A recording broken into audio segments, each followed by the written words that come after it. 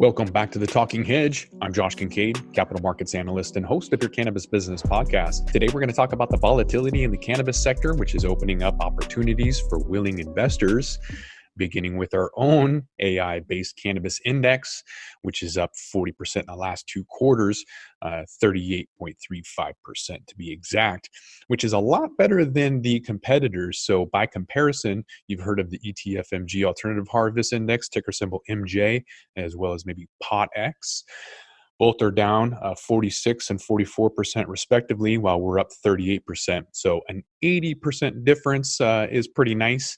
So we have technical analysis with predictive analytics.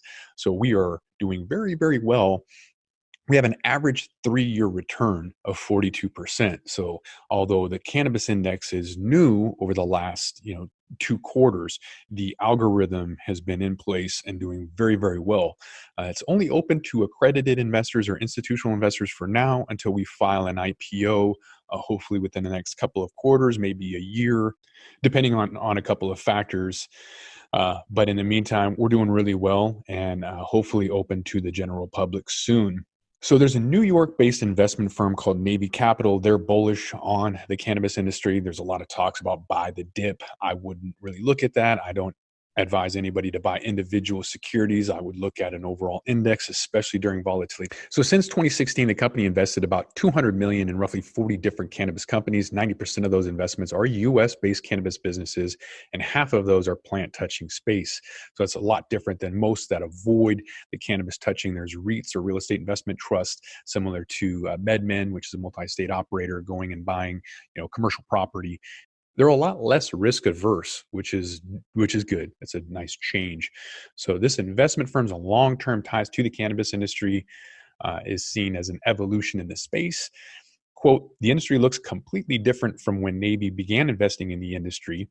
They've seen less than perfect rollout of the Canadian legal market, a one-way trend towards legalization of both medical and adult use cannabis in dozens of states, and an attempt to both building brand identity and creating a multi-state opera in the U.S., which is a great idea in terms of trying to create that brand, any household brand that can create a name for themselves now with first mover advantages has a huge opportunity to take off, especially if the coronavirus creates more of a shortage in supply.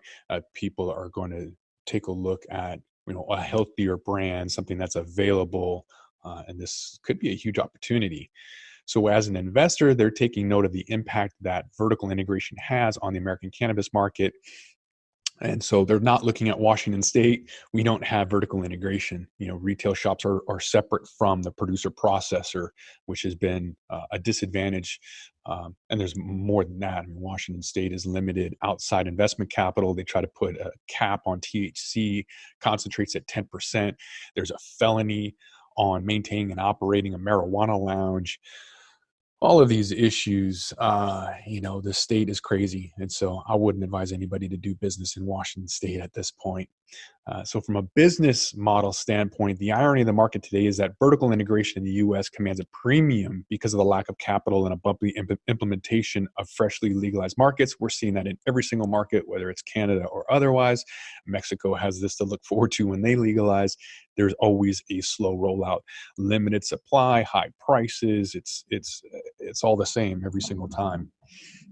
So they also noted that the capital flooding into the cannabis market to support that capacity for build-outs and creating massive oversupply and an inverse dynamic exists in the U.S. today. So they also talked about some of the biggest changes that they've seen in the marijuana space, that cannabis industry trends expecting to see in 2020, and which sectors of the space are interesting to them as an investor and what needs to happen in order to compete for a more level playing field.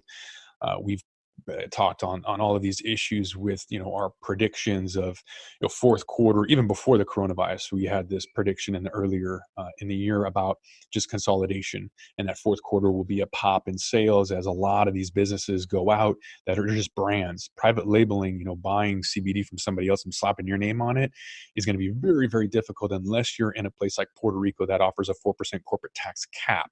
So literally 25% more than somebody that has the same business in California. California that are paying ridiculous sales prices for taxes. So opportunities are out there. Puerto Rico is the only place in the world an American business can go and not pay federal income tax on that.